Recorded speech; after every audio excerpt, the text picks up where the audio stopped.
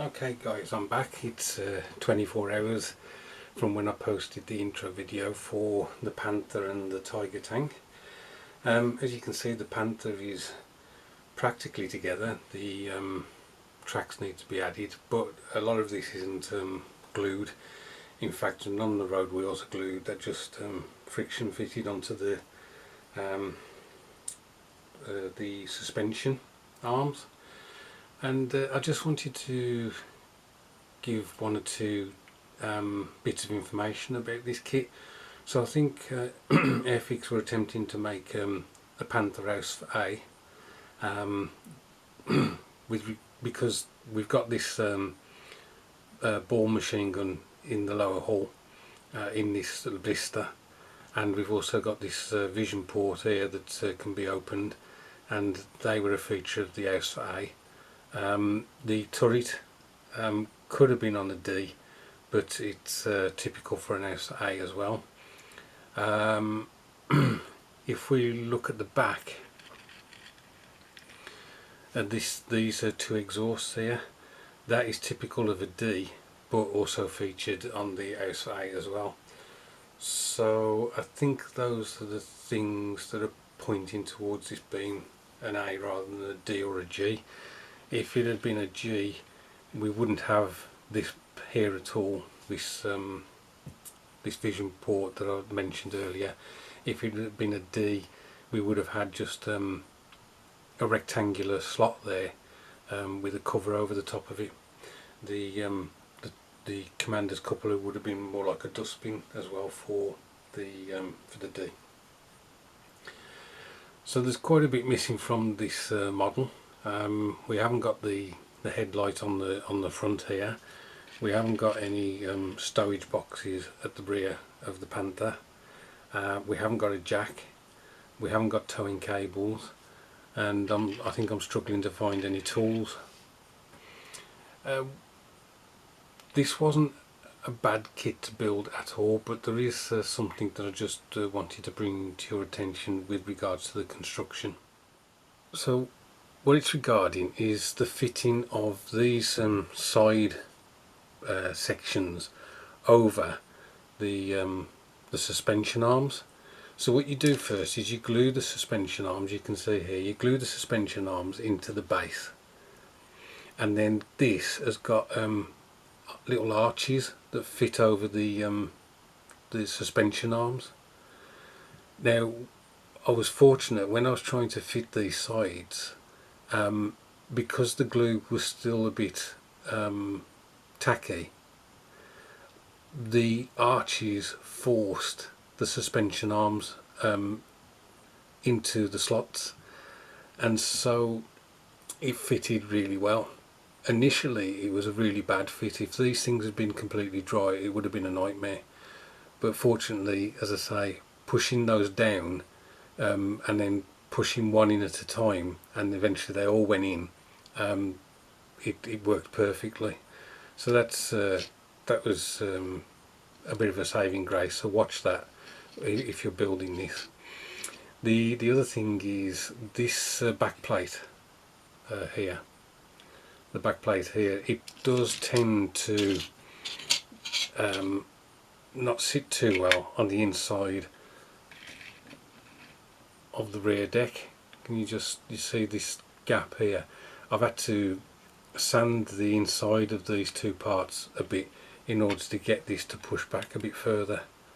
So hopefully with a bit of glue it will stick into place.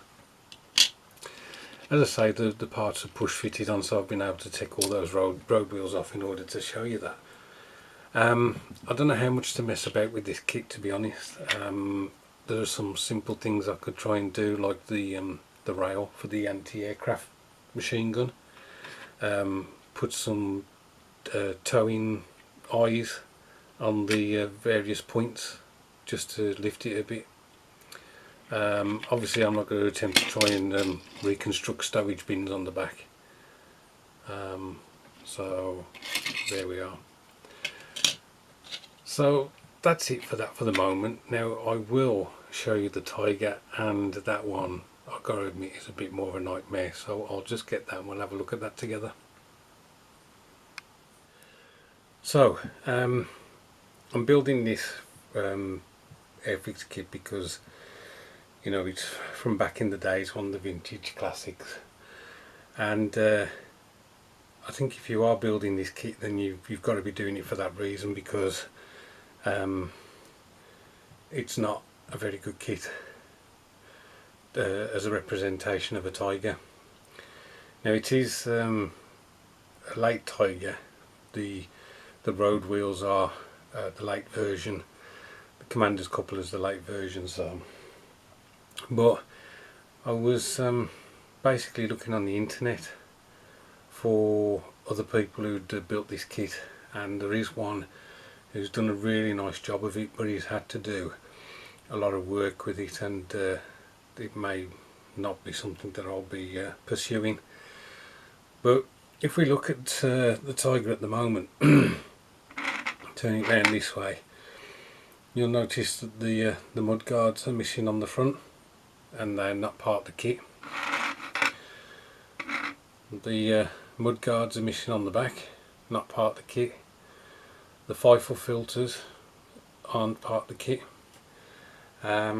So there's that. There's no tow cables, there's no tools, there's no none of the hitching eyes to put the tow cables on. They're not included. Apparently the instructions that tell you to put these hatches on, the hatches are on the wrong way, so there's that as well. But I came across something which kind of stored the build a bit, because I just had to show it you, because I just thought it was hilarious. So let's get this out of the way. So this is the barrel for the Tiger. That's it across the top there, and if I turn it over slowly, look at that, a nice chunk of is that the sprue gate or the paw gate or whatever, right on the barrel. So that's going to take some work to shift that out of off that. But you know, I'll continue with it. I will continue with it. It's going to look very odd though without the mud guards on. You'd almost be better just having it as a burnt out wreck or something. I don't think there's much more to say about this kit, and the next time you see it, it will be constructed and be alongside the Panther, and then hopefully I'll get some paint on them. Anyway guys, thanks for watching, and I hope to catch up with you soon.